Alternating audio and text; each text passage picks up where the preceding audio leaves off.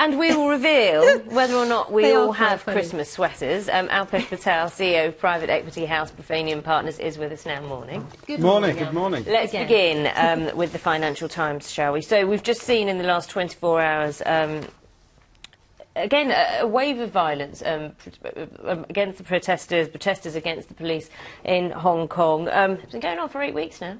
Yeah, it's been going on for a while. The reason this story has hit the front pages is because a group of British MPs who are due to look into not just these protests but actually the political system in Hong Kong have been told by the Chinese government they'd be refused entry.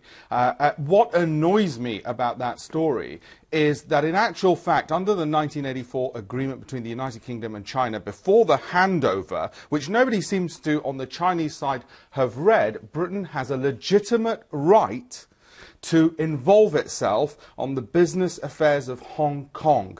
And that's why these MPs have every right to be there. Britain has a legitimate interest as per an intergovernmental agreement between the two countries. Need to be careful, though, about legitimate right. Everyone will accept that. That's perfectly reasonable. But you have to tread carefully politically. It's a sensitive situation, isn't it? The law comes first and diplomacy second. The law gives them the right to go and investigate, and it also gives them the right to promote democracy. But also as well, Alpesh, we remember the pictures all over the papers of David Cameron and a huge entourage of business leaders who went to China, to Beijing, because the economic ties between the UK and China are extremely important to many businesses in this country. Absolutely. And that's the difficulty, isn't it, here? And that's two elements. One is it's good news for Britain, actually, these protests, because it means there will be a flow of capital out from Hong Kong. I've been out there with UK Trade and Investment, the British Trade and Investment arm for the British government,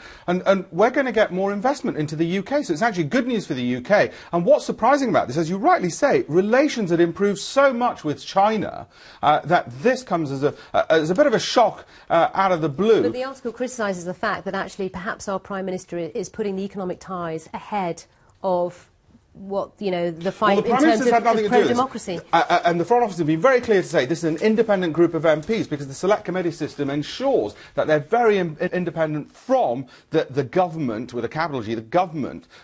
So in actual fact, it's got very little to do with the Prime Minister, and I'm sure if it was down to him, he'd probably, as you say, for economic reasons, not want to rock the boat. But for political reasons, for reasons of democracy, which are far more important than economics, these MPs have every right to enforce that 1984 agreement with China and pointed out to them that Britain has a legitimate right to involve itself in the business of Hong Kong. No doubt about where you stand on that one. Let's move on. Let's move on to the Independent. These numbers. So what happens, the autumn statement, which I'm going to get you to explain to everyone why that's important. But also, once you've done that, Alpesh, can you please explain to me how the electorate is supposed to get its head around numbers such as £75 billion? Let me explain the autumn statement. Just think of it as another budget. We used to just have one budget of any importance, which was in the springtime. Then Britain turned to a system where actually increasing the autumn statement has become increasingly important. And just think of it as another budget. Isn't it more political than... It's particularly political at this time because we've got an election in 7 months. No matter what happens in May, we will have an election. So you could argue that all the figures take on far more importance because they're going to be played around by both parties, both major parties, before the election. So let's talk about this figure on the front page of The Independent. £75 billion budget bombshell. Now, in the last few days we've been talking about, politicians talking about a £2 billion hole to fill in the NHS. Dollars, I should say. But still a big number, $75 billion. This says £75 billion. Pounds, sorry, you're right. We're all getting mixed up. We're getting mixed up. But my point is, £2 billion is still a lot of money, but you can understand that when it comes to one entity, i.e. the NHS. When you now hear of a £75 billion budget bombshell, what does that mean? How can you visualise that? Look, in one sense, it doesn't mean anything at all, and I'll tell you why. Because governments are able to borrow at the moment at next to 0% interest rates. So actually, it's like having a perpetual credit card where you're not paying any interest on it, so you might as well borrow. It's not really a problem.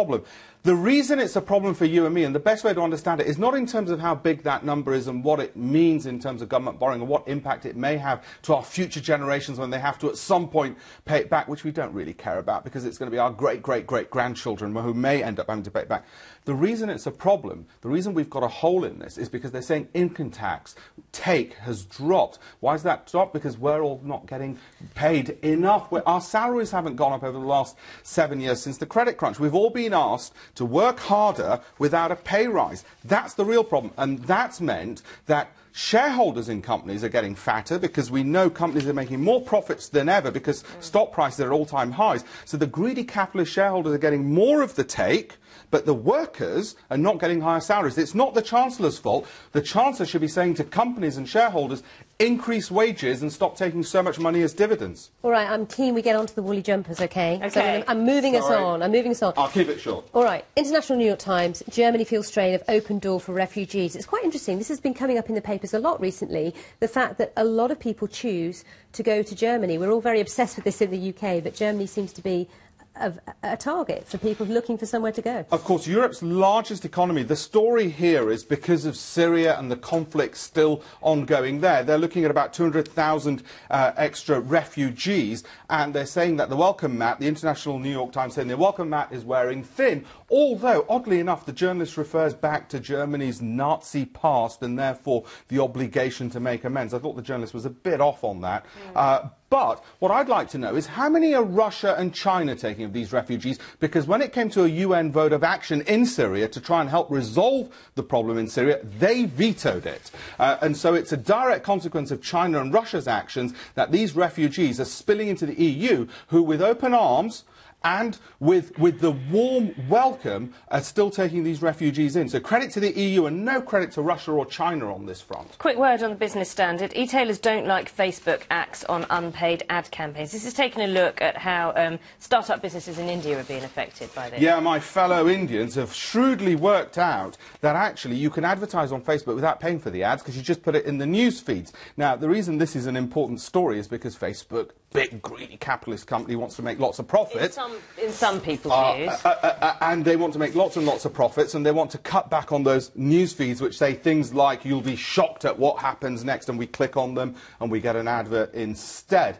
If they do manage to clamp down on this, and given how big the Indian market is, you should possibly see a knock-on effect into the profits of Facebook, probably not the salaries of its workers, but the profits of Facebook and its share price. So it matters for that reason. It matters also because, well, everybody's on Facebook, so it's going to impact us as consumers as well. Now, look, let me amalgamate the two. Did you get your Christmas jumper in the Black Friday sales? Guess what? I did do that. I put my Christmas tree up late last night, and my wife watched admiringly as I did it. But no, I'm not a Christmas jumper kind of guy. I'm more a Christmas tie kind of guy. What about this Black Friday phenomena spilling into the weekend, spilling into today? Cyber Monday. The reason why Cyber Monday is so popular, and they're looking at huge sums, it's great for retailers because it means we're going to be spending, but it's popular because the size of discounts. And it makes you think, just how much were they overcharging us beforehand, before they were able to give us these discounts? Or to what extent are they massively squeezing their margins because retailers have had such a tough year? It's a mixture of both, isn't it? That's what most retailers... I'm on the side of the poor consumer who don't have the salaries to even pay for some of this stuff. Quick poll. Christmas jumper? No, do you have one? Christmas jumper, Christmas ties only. Christmas ties only. I don't have one, but I am getting one. Flashing earrings. I'm going to get her flashing earrings. Oh, you're so lovely. So you, Alpesh. I'm going to wear some as well. OK. We'll see you very soon. Have a lovely day. Have a lovely day. Bye-bye.